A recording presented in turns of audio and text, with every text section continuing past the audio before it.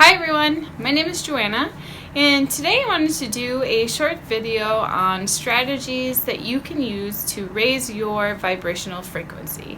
So it's likely you've heard this term and many might have no idea what I'm referencing. So what that really is talking about is, one is noting that we as humans are actually energy. We emit a vibration, our frequency, and that tends to be associated with our consciousness and level of being. So sometimes our connect to our intuition is one way to look at it. How you can usually determine that and have kind of an easy way to gauge where you're at is by looking at your mood. If you are in a positive mood state, so if you're joyful, excited, happy, even if you're calm, you are considered to be in a higher vibrational state. If you are in a lower mood state, so if you're feeling sad, angry, irritated, panicked, even though it has a high amount of energy, it's a negative mood state, you are in what's considered a lower vibrational frequency. And the reason this is important is a couple of things. One, for those who practice synchronicity and law of attraction, if you remain consistently in a negative mood state, a negative vibrational state, you actually magnetize to you the very things that you're not wanting. And a good example of this is a day sometimes where you probably wake up and feel like nothing's going your way. Literally from the moment you get out of bed until you go to bed, it's just been this day of chaos or things just not lining up. And there's probably other days where you've experienced the opposite, where like you hit every green light, everything's just smooth, things just kind of line up right in front of you. It's just this day where you're really happy and it just is kind of an easy, fun day.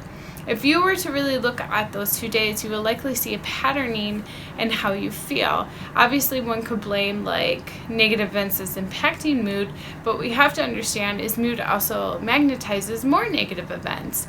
So negative things will happen and you will feel bad some days. That's not the issue. What you don't want to do is stay in that state.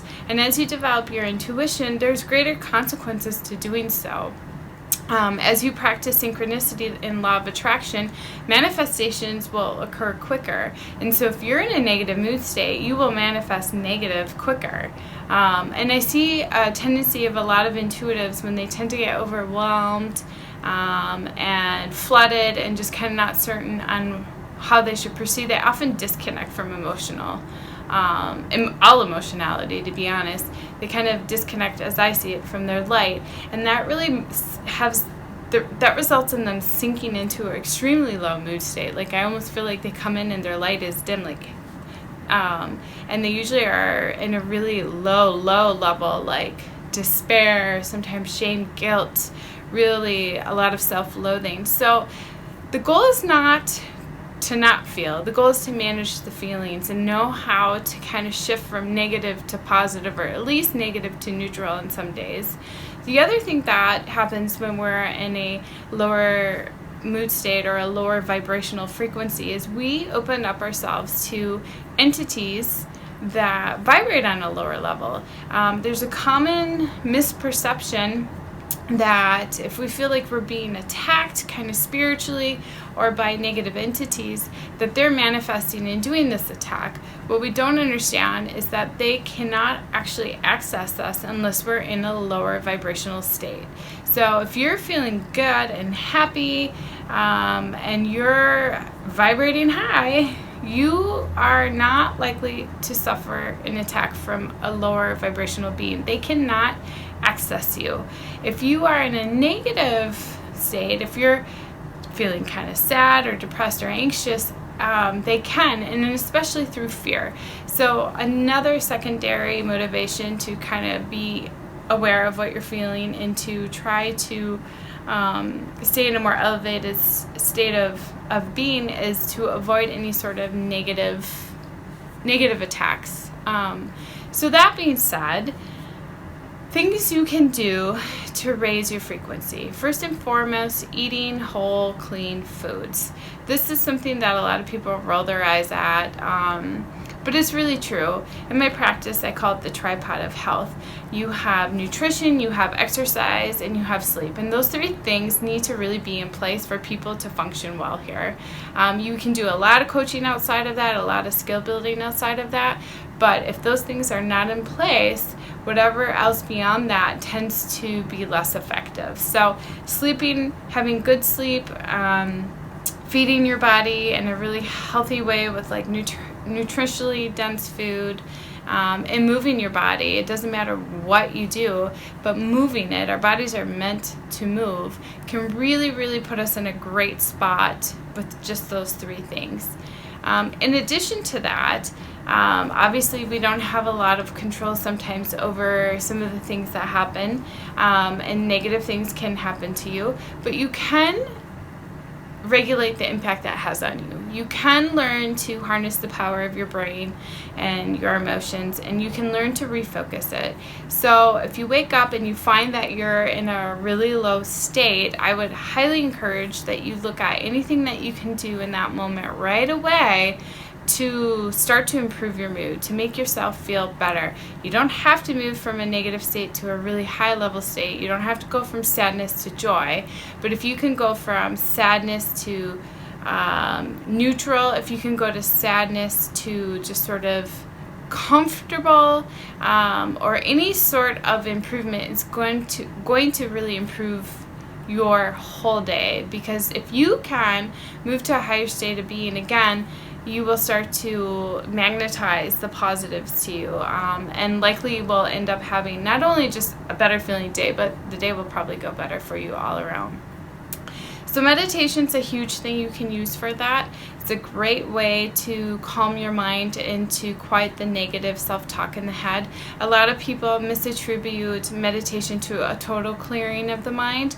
That's difficult, especially for those in early practice. So don't be afraid to find apps.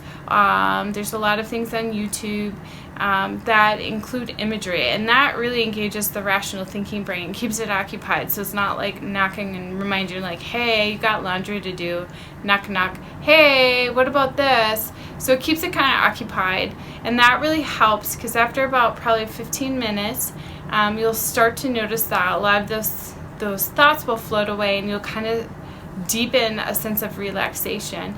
And when you're in that state, you naturally vibrate up. So simply the stop of the negative thinking and the negative feeling causes a natural progression of vibrating to a higher level. You don't, again, have to go all the way up to joy. Just going to neutral or calm is phenomenal. So I encourage you to really utilize that as much as you can. It can be a really, really great way to kind of anchor and pull yourself out of what could prove to be very negative days.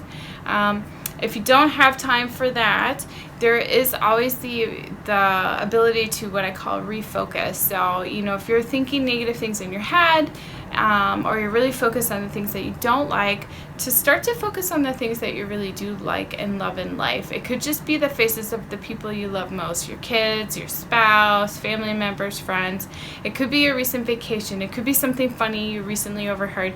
And you just bring that up, and you just focus your attention on that, and you bring up the emotionality of that. So for me, I might bring up the smile of one of my children, and I'll just picture their smiling face or their laugh, and I smile just talking about it, and I can feel the love in my heart, and I've just immediately pivoted into a different emotional state just by in that moment focusing on something that was important, meaningful, and brings me joy. So like I said, it can be anything in that. It doesn't matter what it is. It's just whatever brings you joy, and that's one way to refocus right in that moment and shift immediately out of a negative state.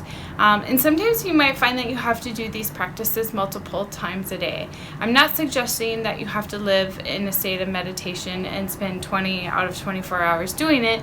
I'm just saying that it's good to have a toolbox full of different strategies to help you sort of move and shift, so that you can spend most of your days in a higher mood state, which obviously is going to make you feel better. It's going to help with your practice of synchronicity, and it's going to likely decrease any sense of attacks on you moving forward. So Other things you can do: ground in nature, sometimes just sitting outside, standing outside, going for a walk, hugging a tree, sitting near a garden, putting your hand in a potted plant. Music can be a huge thing for some people. Anything that engages your senses. A hot shower, a hot bath can feel cleansing. It can seem like we're removing negative energies off of our body, just kind of cleaning ourselves of anything that may have been painful through the day. Any artistic outlets like drawing and coloring and writing, anything that can just calm your mind and calm the body will be extraordinarily helpful in just helping you to sort of shift gears, neutralize the negative emotion, calm the quiet in your head, or calm the negative chatter in your head into quiet, and just kind of restore a balance. So I hope that was helpful. As I said, I'm really trying to break these down into terms that people can understand. If you're not familiar with some of these terms, it can get confusing. There's a lot of great information out there, but there's a lot of jargon, and sometimes people don't share the same definition of a word. So it's my goal to be of service to everyone and to really kind of help people learn how to navigate their days in a way that makes them feel better, develop their intuition, and deal sort of with all the different things that come with that, which is sometimes actually kind of big waves of emotion. So anyway, I wish you the greatest of days, and thanks for listening.